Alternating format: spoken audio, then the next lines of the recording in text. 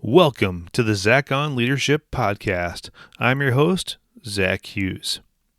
Today's episode is entitled, Servant Leadership Isn't for Wimps. If you've been following Zach on Leadership for any amount of time, you know that I'm all about servant leadership. It's a regular theme on this podcast. If you'd like an overview of my views on servant leadership, check out an article I got a link to in the show notes. I'm in favor of it because it yields such good outcomes for everyone involved. The employees win, the customers win, and the leaders win. There aren't any downsides.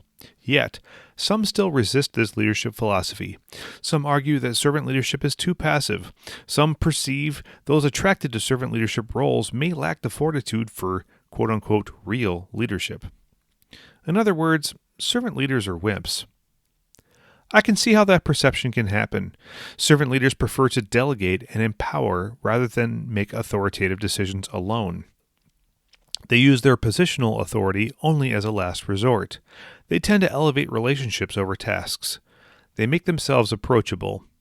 They may be quiet in a room, choosing to listen rather than speak. They are often vulnerable and transparent about their shortcomings. To the outside observer, these qualities may seem wimpy. Some onlookers may wonder, does this person really have what it takes to lead when times get tough? Because of this perception issue, I thought I'd do a podcast episode about the strong, difficult, and non-wimpy things that servant leaders must do in their roles. Servant leadership is not for the weak. Number 1. Servant leaders take the blame. Everything is your fault. That can be hard to stomach.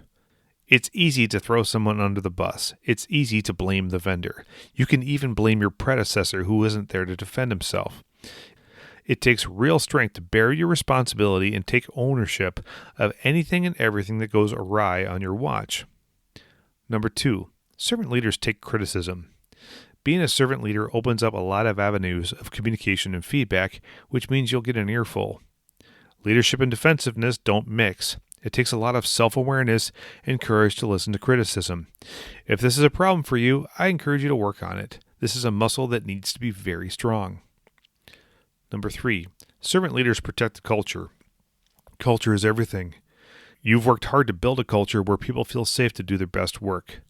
Unfortunately, external forces and natural erosion will constantly threaten it. You must be on guard to defend and reinforce the positive culture you want every day. No one else will, and left alone, it'll just decay. Number 4, servant leaders stand on principle.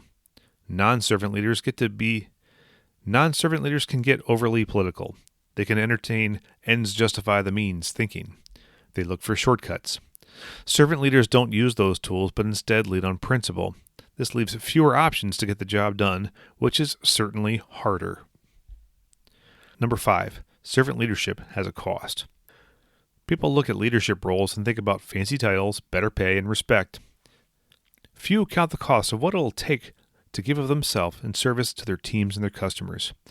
Being a servant leader means choosing to put yourself last. It means finding ways to replenish so you don't burn out, then do it all again tomorrow. This is not easy and requires a wellspring of strength and confidence to pull it off.